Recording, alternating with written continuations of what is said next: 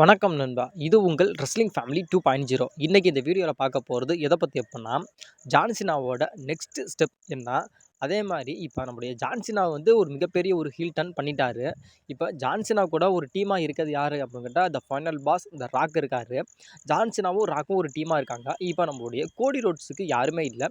அப்ப கோடி ரோட்ஸுக்கு உதவுறதுக்கு யார் தான் வருவா அப்படின்னு கேட்டா, அது ஒரு நபர் இருக்காராம். அதாவது 100% கோடிக்கு வந்து இவர் வந்து கண்டிப்பா ஹெல்ப் பண்ணுவாரு அப்படிங்கிற மாரி சொல்லப்படுது. இத பத்தி இன்னைக்கு வீடியோல நம்ம டீட்டெயிலா பார்க்கலாம். அதுக்கு முன்னாடி நம்மளுடைய ஜான் சீனாவோட ஹீல் டர்ன WWE இதுக்கு முன்னாடியே பிளான் பண்ணிட்டாங்க. அதாவது இதுக்கு முன்னாடியே ஜான் சீனாவோட அந்த ஒரு ஹீல் டர்ன WWE டீஸ் பண்ணியிருக்காங்க அப்படின்னு சொன்னா நீங்க நம்புவீங்களா அப்படின்னு கேட்டா, மேபி அதுதான் உண்மையும் கூட. ஏன்னா WWE வந்து நம்மளோட ஜான் சீனாவோட அந்த ஒரு ஹீல் டர்ன வந்து ஏற்கனவே டீஸ் பண்ணிட்டாங்க. அதாவது இதுக்கு முன்னாடி நடந்த பேப்பர் வியூலயே டீஸ் பண்ணிட்டாங்க. அது எந்த பேப்பர் வியூ அப்படிங்கிறத நான் ஸ்டெப் பை ஸ்டெப்பா சொல்றேன். இப்போ வந்து நம்முடைய ஜான் சீனா வந்து ஹீல் டர்ன் பண்ணிட்டாரு.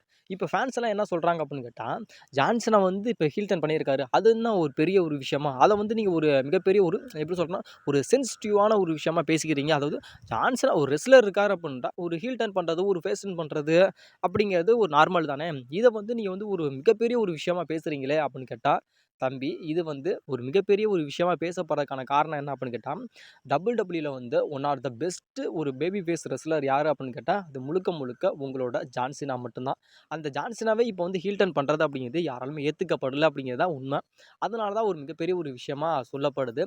அது இல்லாம இப்ப நான் சொன்னேன்ல, ஜான் சீனா வந்து ஜான் சீனாவோட ஹீல் டர்ன் வந்து இதுக்கு முன்னாடி டீஸ் பண்ணாங்க அப்படின்னு சொன்னேன்ல. அதாவது நம்முடைய ஜான் சீனாவோட ஹீல் டர்ன வந்து நம்முடைய உங்களோட ராக்கே டீஸ் பண்ணியிருப்பாரு. அது எப்போ டீஸ் பண்ணியிருப்பாரு அப்படின்னு கேட்டா, இப்போ அதாவது பேட் பிளட் லைன்ல வந்து அந்த டாக் டீம் மேட்ச் நடந்துச்சுல்ல. அதாவது கோடி ரோமன் விசஸ் சோலோ ஜாக்கபாட்டுக்கான ஒரு டாக் டீம் மேட்ச் நடந்துச்சு. அந்த இதில வந்து நம்மளுடைய ராக் வந்திருப்பார். ராக் வந்து 3 விரல் அப்படின்னு சொல்லி காட்டியிருப்பாரு. அந்த 3 விரல் தான் நம்மளுடைய ஒரு தீஸே. அதாவது நம்முடைய ஜான் சீனாவோட அந்த ஒரு ஹீல் டர்னுக்கான ஒரு தீஸ் அப்படின்னு சொல்லப்படுது. அந்த 3 அப்படிங்கிறத வந்து நீங்க திருப்பினீங்க அப்படின்னு கேட்டா, அது முழுக்க முழுக்க அது யாரோட சிம்பிள் அப்படின்னு கேட்டா, உங்களோட 16 டைம் வேர்ல்ட் சாம்பியனான அந்த ஜான் சீனாவோட அந்த ஒரு சிம்பிள். நீங்க திருப்பி பாருங்க, கண்டிப்பா அப்படிதான் இருக்கும். அது இல்லாம இன்னொரு மூவ்மெண்ட் என்ன அப்படின்னு கேட்டா, இதே நம்மளுடைய ரெசல்மனியா 40ல வந்து நம்மளுடைய ரோமன் ரெயின்ஸ்க்கு எதிரா வந்து நம்மளுடைய ஜான் சீனா வந்து நின்னாரு. அப்போ வந்து நம்முடைய ஜான் சீனாவும் ராக்கும் ஒரு ஃபேஸ் டூ ஃபேஸா போன வருஷம் ரெசல்மனியா 40ல வந்து 2 பேரும் ஃபேஸ் டூ ஃபேஸா இருந்தாங்க. அதாவது எலியும் பூனையுமா நின்னுகிட்டு இருந்தாங்க. இப்போ அதே நம்முடைய ஜான் சீனாவும் ராக்கும் அப்படின்னு கேட்டா, 2 பேரும் ஒரு டீமா ஒரு கை கோர்த்து நிக்கிறாங்க. அதுவும் ஒரு ஃபேக்ஷன் அப்படிங்கிற மாரி இப்போ ஒரு இதா நிக்கிறாங்க. இது எவ்வளவு பெரிய ஒரு அன்எக்ஸ்பெக்டட் மூவ்மெண்ட்டான்னு கேட்டா, உண்மையிலுமே ஒரு அன்எக்ஸ்பெக்டட் ஒரு மூவ்மெண்ட் தான். அது இல்லாம இன்னொரு விஷயம் என்ன அப்படின்னு கேட்டா, இப்போ வந்து நம்முடைய ஜான் சீனாவும் சரி, நம்முடைய ராக்கும் சரி ஒரு டீமா இருக்காங்க.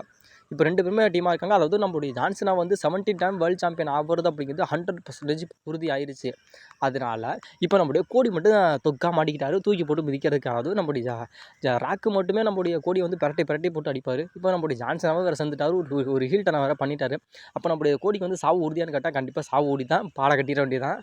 ஆனா இப்போ நம்முடைய நம்முடைய ஜான் சீனாவுக்கு ராக் இருக்காரு. அப்போ நம்முடைய கோடிக்கு யார் இருப்பார் அப்படின்னு கேட்டா, இப்போ சொல்லப்படுறது என்ன அப்படின்னு கேட்டா, நம்முடைய கோடிக்கு உதவுறதுக்காக கண்டிப்பா நம்மளுடைய ட்ரைபல் சீஃப் ரோமன் ரெயின்ஸ் வரப்போறார் அப்படிங்கிறத இப்போ வந்து சொல்லப்படுது. மேபி அதுக்கான வாய்ப்புகள் இருக்கா அப்படின்னு கேட்டா, 100% அதுக்கான வாய்ப்புகள் அப்படிங்கிறது மேபி நிறையாவே இருக்குதுன்னா, இதை வச்சு நம்மளுடைய WWE வந்து பயங்கரமான ஒரு ஸ்டோரியெல்லாம் இதை வந்து பில்ட் பண்ண போகிறாங்களா. அதாவது இதுக்கு முன்னாடி போட்ட நான் வீடியோவில் சொல்லியிருந்தேன். ரெசல்மனியா 42ல வந்து நம்முடைய ரோமன் ரெயின்ஸ் விசஸ் ராக்குக்கான அந்த ஒரு ட்ரீம் மேட்சை வந்து கண்டிப்பாக நடத்தியே தீரணும் அப்படிங்கிற மாதிரி WWE ஒரு மிகப்பெரிய ஒரு பிளானில் இருக்காங்கன்னு சொன்னல. அதுக்கான ஒரு முதல் அத்தியாயமாக இது கூட இருக்கலாம். எப்படி சொல்கிறேன் அப்படின்னு கேட்டால், இதே போன வருஷம் வந்து ரெசல்மனியா 40ல வந்து நம்முடைய ரோமன் ரெயின்ஸுக்கும் நம்முடைய கோடிக்குமான WWE டைட்டில் மேட்ச் நடந்துச்சு. அது எப்போ நடந்துச்சுன்னா, ரெசல்மனியா 40 நைட் 2ல நடந்துச்சு. நைட் 1ல வந்து மெயின் ஈவெண்ட்டாக என்ன நடந்துச்சு அப்படின்னு கேட்டால், ஒரு டாக் டீம் மேட்ச் நடந்துச்சு. கோடி செத் விசஸ் ரோமன் ராக்குக்கான ஒரு டாக் டீம் மேட்ச் நடந்துச்சுல.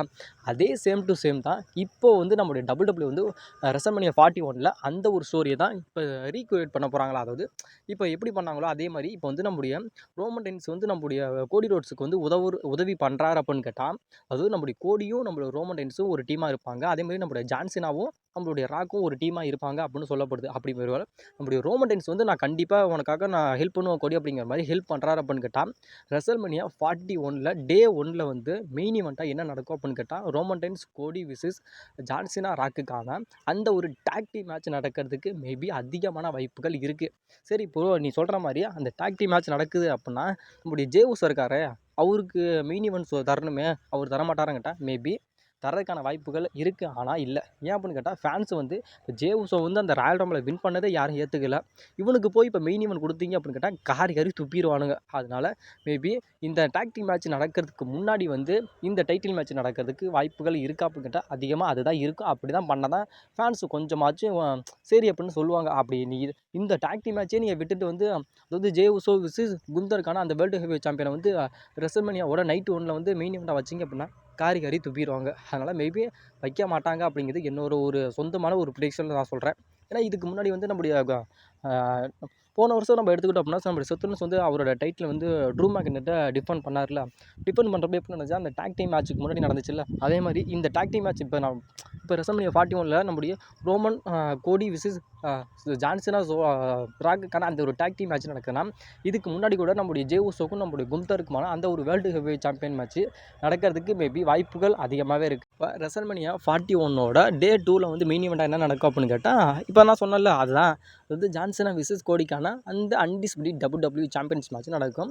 இதில் வந்து பல விதமான அதில் வந்து அந்த ரெசல்மேனியா 40 வந்து நம்முடைய என்னதான் நம்முடைய ரோமன் ரெயின்ஸ் ஹெல்ப் பண்ணாலும் ரோமன் ரெயின்ஸ் வந்து அந்த டைட்டிலில் தோத்தாரு. ஆனால் இதில் வந்து என்ன தான் பண்ணாலும் நம்மளுடைய கோடி வந்து அந்த அவரோட டைட்டிலில் தோக்கிறதுக்கான வாய்ப்புகள் அப்படிங்கிறது ரொம்ப அதிகமாக இருக்குது. எதெல்லாம் ரொம்ப அதிகமாக இருக்குது அப்படின்னு கேட்டால் ஏன்னா இப்போ நம்முடைய ஜான்சனாவோட கடைசி ரனில் நிற்கிறோம். அதாவது ரெஸ்லிங் கரியரோட கடைசியில் நிற்கிறோம். இதுக்கப்புறம் நம்முடைய ஜான்சனா வந்து ரெஸ்லிங் கரியருக்கு வரமாட்டார். இதுதான் கடைசி. அதனால் கண்டிப்பாக நம்முடைய ஜான்சனாவுக்கு வந்து ஒரு மிகப்பெரிய அவரோட கடைசி ரன்னு, அதாவது கடைசி சாம்பியன், அதாவது இந்த சாம்பியனை வின் பண்ணால் மட்டும்தான் ஒரு 17 டைம் வேர்ல்டு சாம்பியன் அப்படின்னு சொல்ல முடியும். அதனால் இவரோட கடைசி அந்த ஒரு சாம்பியன்ஷிப்பை வந்து ஒரு மிகப்பெரிய ஒரு ஹிஸ்டோரிக்கலாக சொல்லணும். அதாவது ஒரு மிகப்பெரிய ஒரு பேசு பொருளாக பேசப்படணும் அப்படிங்கிறக்காக தான் இப்போ நம்முடைய WWE வந்து ஃபேஸ் டன்னாகவே கொண்டுட்டு வந்து நம்முடைய கோடி கூட ஃபைட் பண்ண வச்சுட்டா அப்படின்னா அதேமாதிரி இன்னொரு லாஜிக் என்ன அப்படின்னா ஃபேஸ் டு ஃபேஸ் வந்து WWE மேட்ச் பண்ண மாட்டாங்க. அது ஃபேன்ஸும் விரும்ப மாட்டாங்க. அதாவது ஹீல் விசிஸ் ஃபேஸ் தான் பண்ணுவாங்க. அதனால் இப்போ வந்து நம்முடைய 2 பேருமே ஃபேஸாக இருக்கனால நம்முடைய ஜான்சனா வந்து இப்போ ஹீல் டர்ன் பண்ணதுக்கான காரணம் என்ன அப்படின்னு கேட்டால் ஜான்சனாவோட அந்த ஒரு இடத்த வந்து இதுக்கப்புறம் யார் நிரப்ப போகிறா அப்படின்னு கேட்டால் அது முழுக்க முழுக்க நம்முடைய கோடியாக தான் இருக்க போகிறாரு. அதாவது இப்போ நம்முடைய ஜான்சனா வந்து அவரோட பேரை எல்லாமே கெடுத்துக்கிட்டாரு. அதாவது ஹீல் டர்ன் பண்ணி ஃபேன்ஸ் மத்தியில் ஒரு மிகப்பெரிய ஒரு நெகட்டிவ் கமெண்ட்டை வந்து வாங்கிக்கிட்டாரு. அது எதுக்காக அப்படின்னு கேட்டால் ஃப்யூச்சரில் வந்து நம்மளுடைய ஜான்சனாவோட இடத்த வந்து நம்மளுடைய கோடி தான் WWE பூர்த்தி செய்ய போகிறாரு அப்படிங்கிறது மேபி அதுதான் உண்மை. அதனால் இனிமேல் நம்மளுடைய ஜான்சனா வந்து இப்போ ஒரு மிகப்பெரிய ஒரு ஹில்டனை வந்து WWE படைச்சிட்டாரு, செஞ்சுட்டாரு. இனிமேல் நம்மளுடைய ஜான்சனா வந்து அவரோட கடைசி ரன், அதாவது 17 டைம் வேர்ல்டு சாம்பியன் ஆகிட்டார் அப்படின்னா இது வந்து அவரோட சரித்திரத்தில் இடம்பெறும். அப்படி பண்ணுறாரு இடம்பெறுது அப்படின்னு கேட்டால் அதாவது இப்போ நம்மளே சொல்லலாம்ல, அதாவது நம்மளுடைய ஜான்சனா வந்து 76 டைம் வேர்ல்டு சாம்பியன் ஆகுது. அதாவது 70 டைம் அந்த கடைசி அந்த சாம்பியன்ஷிப்பை வின் பண்ணுறப்ப ஒரு மிகப்பெரிய ஒரு ஹீல்டன் பண்ணியிருந்தார். அந்த ஹீல்டன் வந்து வேறு லெவலில் இருந்துச்சு. ராக்கோட சேர்ந்து ஒரு மிகப்பெரிய ஒரு WWE ஒரு மிகப்பெரிய ஒரு அராஜகத்தை பண்ணார். அந்த சாம்பியனை வின் பண்ணி அவர் எப்படி சொல்கிறா ஒரு டிஃபெண்டிங் சாம்பியனாக கொண்டுட்டு போனார். ரோமன் ரெயின்ஸை விட கொஞ்சம் ஒரு பெட்டராகவே நம்முடைய ஜான்சனை வந்து அந்த சாம்பியனை கொண்டுட்டு போவார் அப்படிங்கிற மாதிரி இப்போ நம்ம சொல்லுவோம்ல, அந்த ஒரு விஷயத்துக்காக தான் இப்போ நம்மளுடைய WWE வந்து நம்மளோட ஜான்சனாவை வந்து அந்த ஒரு ஹீல்டன் தனத்தை இப்போ நம்மளோட WWE பண்ண வச்சுருக்காங்க. ஏன்னா எத்தனையோ ரெஸ்லர் வந்து WWE இருந்தாலும் ஆனால் ஜான்சனா மாதிரி ஒரு ரெஸ்லர் வந்து WWE இருக்கிறது அப்படிங்கிறது ஒரு மிகப்பெரிய ஒரு பாக்கியம் அப்படின்னு சொல்லலாம். அதாவது WWE பண்ண ஒரு மிகப்பெரிய ஒரு பாக்கியமே சொல்லலாம். ஏன்னா நம்முடைய ஜான்சனால் எவ்வளோ பேர் வந்து இப்போ வந்து WWE வந்து ஒரு நம்பர் 1 பொசிஷனில் இருக்காங்க அப்படின்னு கேட்டால் அதுக்கான காரணங்கள் யாருன்னு கேட்டால் கண்டிப்பாக நம்மளுடைய ஜான்சனாவை சொல்லலாம். இப்போ நம்மளுடைய ஜே உசாவாக இருக்கட்டும், ரோமன் ரெயின்ஸாக இருக்கட்டும், அது இல்லாமல் நம்மளுடைய LA நைட்டு சோலோவாக இருக்கட்டும், அதாவது நமக்கு தெரியாத பல ரெஸ்லரை வந்து நம்முடைய ஜான்சனா வந்து ஏகப்பட்ட விஷயத்தில் வந்து நம்முடைய ஜான்சனா வந்து WWE வளர்த்து விட்டுருக்காரு. அதில் நமக்கு அதாவது இப்போ அவர் சம்பாதிச்ச பேர் புகழ் எல்லாத்தையுமே விட்டுட்டு கடைசியாக வந்து நான் வந்து ஒரு மிகப்பெரிய ஒரு ஃபேஸாக இருக்கேன், நான் ஃபேஸாக மட்டும்தான் இருப்பேன், நான் நல்லாவா மட்டும்தான் இருப்பேன், நான் ஹீரோவாக மட்டும்தான் இருப்பேன், நான் வந்து அதாவது ஃபேன்ஸுக்கு விருப்பம் இல்லாத எந்த ஒரு விஷயத்தையும் நான் பண்ண மாட்டேன் அப்படின்னு சொன்னாலும் பரவாயில்ல. ஆனாலும் அவர் சொன்ன ஒரு விஷயங்கள் என்ன அப்படின்னு கேட்டால் நான் வந்து இருக்கிறேன், அதாவது என்னோட ரெஸ்லிங் கரியர் முடிஞ்சிருச்சு, இதுக்கப்புறம் முடிஞ்சதுனால இதுக்கப்புறம் நான் என்னால் திரும்பி ரெஸ்லிங் கரியர் பண்ண முடியாது, இதுதான் என்னோட லாஸ்ட் ரன் அப்படிங்கன்னு சொல்லலாம். ஆனாலும் நம்முடைய அந்த ஒரு உயர்ந்த எண்ணத்தில் நம்முடைய ஜான்சனா என்ன சொல்கிறாரு அப்படின்னு கேட்டால் நான் வந்து பண்ணுறேன், அதாவது நான் வந்து ஒரு ஹீல் டர்ன் பண்ணுறேன், என்னோட கடைசி ரனில் வந்து நான் ஒரு ஹீல் டர்ன் பண்ணுறேன், ஹீல் டர்ன் பண்ணி நான் வந்து கோடி ரோட்ஸை வந்து நான் வளர்த்து விட்றேன் அப்படிங்கிற மாதிரி இப்போ நம்முடைய அதாவது இவர் சம்பாதிச்ச எல்லா பேரையுமே நம்மளுடைய ஜான்சனாவே கெடுத்துக்கிட்டு நம்முடைய அதாவது அவர் சம்பாதிச்ச சொத்து சுகம்னு சொல்கிறோம்ல எல்லாத்தையுமே வந்துட்டு நம்மளுடைய கோடி ரோட்ஸை வந்து வளர்த்து விடணுமே அப்படிங்கிறதுக்காக அவர் வந்து இப்போ அவருக்கு வந்து சம்பாதிச்சது எல்லாத்தையும் விட்டுட்டு அவருக்கான ஒரு கெட்ட பேர் நம்மளுடைய ஜான்சனாவே எடுத்துக்கிட்டு இப்போ வாங்கிட்டு இருக்காரு.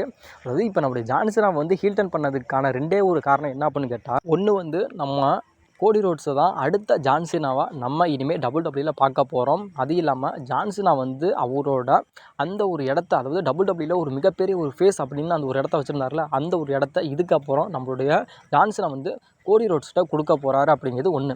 ரெண்டாவது விஷயம் என்ன அப்படின்னு கேட்டால், இப்போ நம்மளுடைய ஜான்சினா வந்து 17 டைம் வேர்ல்டு சாம்பியன் ஆகணும். அதுதான் ஒரு ரெக்கார்டே. ஃபேன்ஸுக்கு எல்லாத்துக்குமே அதான் ரெக்கார்டு. 2016 வந்து ஒரு கடைசியாக சாம்பியன் ஆனால், அது ஏஜ் ஸ்டைலை பீட் பண்ணி 16 டைம் வேர்ல்டு சாம்பியன் ஆனார். அதுக்கப்புறம் ஜான்சினா சாம்பியன் ஆகலை.